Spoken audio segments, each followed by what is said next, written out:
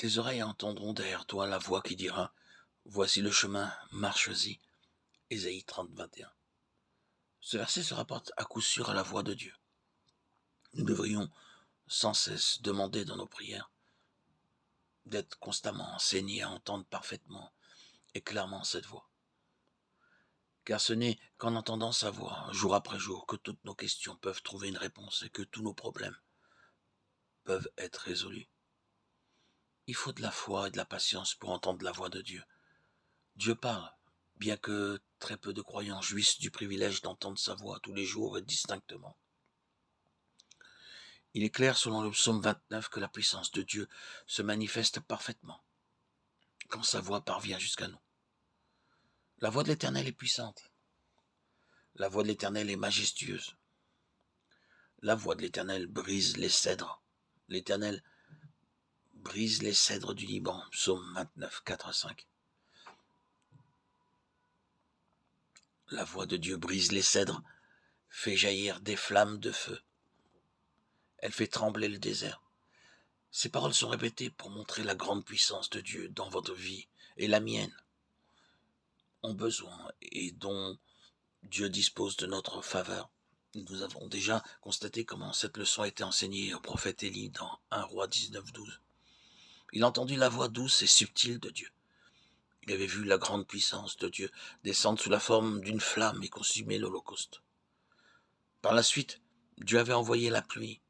Cependant, nous trouvons Élie assis sous un genêt, découragé, désespéré. Au verset 4, il confesse presque de ne plus avoir envie de vivre. Il peut nous arriver aux uns aux autres d'être découragés, déprimés, abattus. Nous trouvons parfois les fardeaux trop lourds. Nous entendons parler de mort, de troubles et d'autres calamités. Nous entendons les médisances de nos ennemis à notre sujet. En face de toutes ces situations malencontreuses, nous perdons courage. Et il nous arrive, tous, à un moment ou à un autre, de nous laisser tomber au pied du genêt.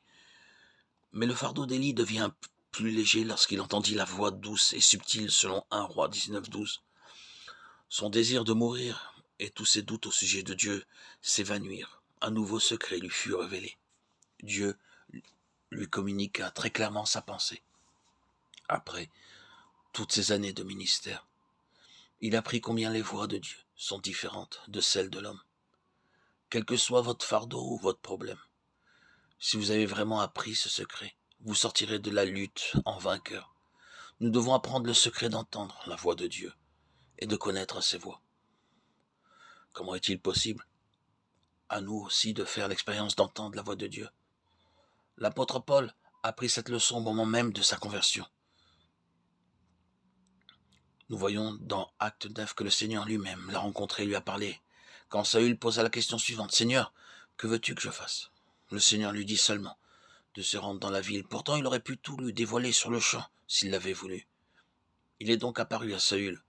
Il lui a montré sa gloire, une gloire plus éclatante que celle du soleil à midi. Et il lui a demandé de la façon la plus claire possible: Saül, pourquoi me persécutes-tu? Je suis Jésus. Après l'avoir dit et montré tant de choses, pourquoi ne lui a-t-il pas donné séance tenante encore d'autres instructions? Notre Seigneur lui montrait ainsi clairement qu'il n'apparaît ni ne parle toujours de la même façon. Beaucoup d'entre nous se sentent troublés, décontenancés parce qu'ils limitent Dieu par leur façon de penser. En réalité, nous ne pouvons pas assigner des limites au Seigneur. Il a tout droit et toute prérogative de nous parler de la façon qui lui paraît la meilleure. Nous devons croire par la foi ce qu'il dit. Ainsi donc Saül devint Paul. C'était la première étape. Il lui fallait désormais obéir, s'il désirait entendre davantage de la part de Dieu. Il lui fut donc recommandé de se rendre à Damas, où on allait lui dire ce qu'il devait faire. Vous avez à obéir à tout ce que Dieu vous montre. Je tiens à répéter qu'à moins de naître de nouveau, vous ne pouvez pas entendre la voix de Dieu. Ceux qui ont reçu le don de la vie éternelle ont dû entendre sa voix à un certain moment et quelque part. Avez-vous obéi à cette voix ou bien avez-vous discuté avec Dieu? En obéissant à Dieu, vous pouvez commencer à discerner sa façon d'agir. Dans vos propres pensées, il intervient. Soyez à l'écoute.